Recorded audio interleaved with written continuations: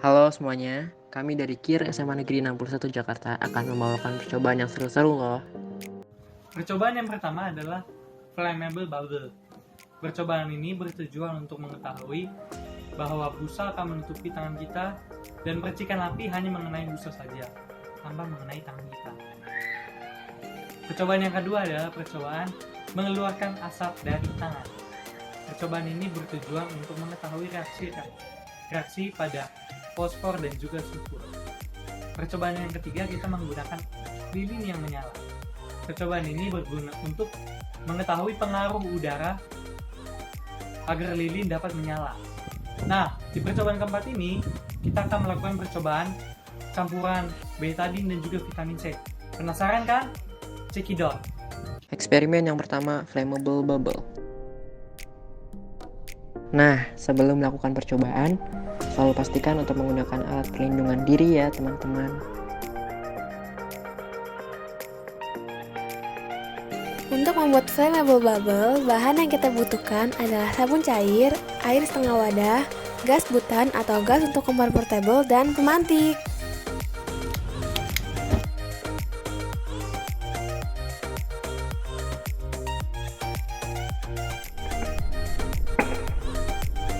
Nah, jadi guys, awalnya air dan sabun cair dimasukkan ke dalam wadah, lalu dibusakan dengan gas yang tadi.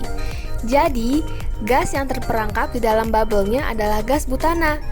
Terus, kalian juga pasti penasaran kan, kenapa tangan kakaknya nggak terbakar? Nah, itu karena apinya langsung menyambar gas butana di dalam bubble-nya.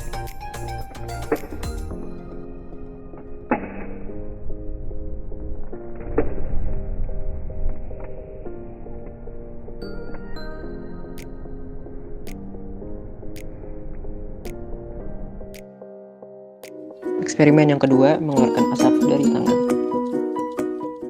Alat dan bahan untuk melakukan eksperimen tersebut. Pertama, kita siapkan mangkuk atau piring. Kedua, kita siapkan bungkus korek api kayu. Dan yang terakhir, kita siapkan korek api. Langkah-langkah untuk melakukan eksperimen tersebut.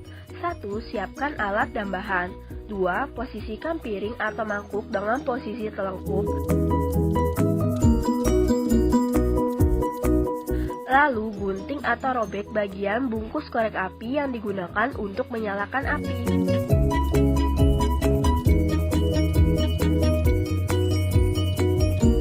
Tiga, lipat bagian kertas yang digunakan untuk menyalakan api.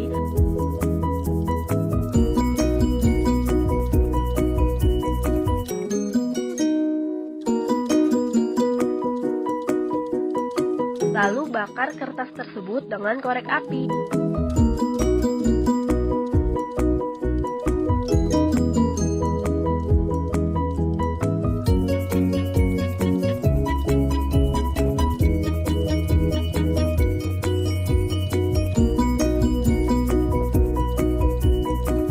Kemudian ambil dengan ujung jari bagian halus kertas yang terbakar, lalu gesekkan jari-jari yang digunakan untuk mengambil bagian halus tersebut.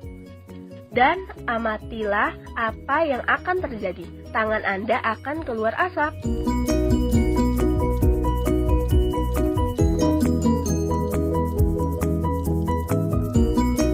Berdasarkan eksperimen tersebut, kertas coklat yang terdapat pada bagian bungkus korek api kayu merupakan kertas yang dilapisi pasir, fosfor merah, dan serbuk kaca. Sedangkan bagian ujung kayu yang dilapisi serbuk kaca dan sulfur. Sulfur dan fosfor merah merupakan zat kimia jika digesekkan maka akan menimbulkan nyala api. Serbuk kaca berguna untuk meningkatkan suhu dan memicu api, tetapi setelah jari yang digunakan untuk menghasilkan asap tersebut akan menimbulkan bau seperti mesium atau kembang api. Eksperimen ketiga, eksperimen lilin di dalam gelas. Alat dan bahan yang dibutuhkan ada korek api, lilin, piring,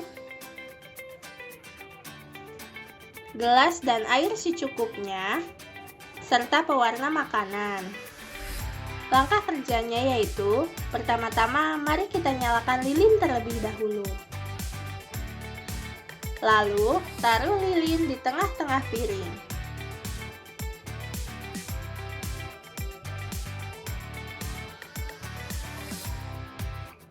Setelah itu, tuang air ke dalam piring.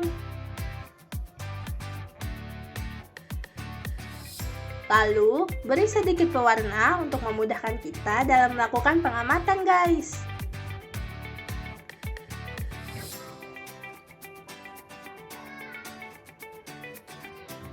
Campur pewarna hingga merata ke seluruh bagian air. Setelah itu, tutup lilin dengan gelas hingga api semakin redup dan padam karena oksigen yang diperlukan tidak mencukupi dalam proses pembakaran. Jadi, karena tekanan udara di luar lebih besar dan di dalam gelas, maka air di sekitar gelas tersebut masuk ke dalam gelas sampai melebihi tinggi air yang ada di luar gelas. Eksperimen betadine dan vitamin Alat C. dan bahan yang diperlukan yaitu ada betadine, vitamin C, gelas, pengaduk atau sendok, dan air secukupnya. Langkah-langkahnya yaitu yang pertama, siapkan gelas, kemudian tuangkan air ke dalam gelas.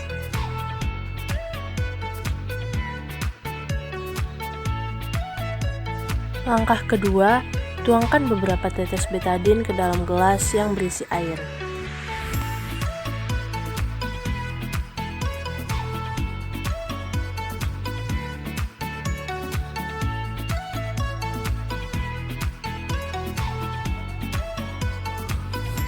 Kemudian, aduk dengan sendok atau pengaduk hingga merata.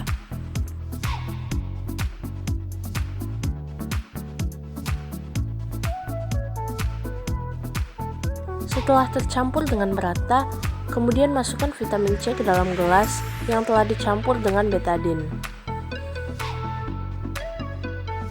Lalu, aduk kembali menggunakan sendok dan kita bisa melihat perubahannya. Untuk bukti lebih jelasnya, kita dapat kembali menuangkan beberapa tetes betadine ke dalam gelas yang telah berisi vitamin C tersebut.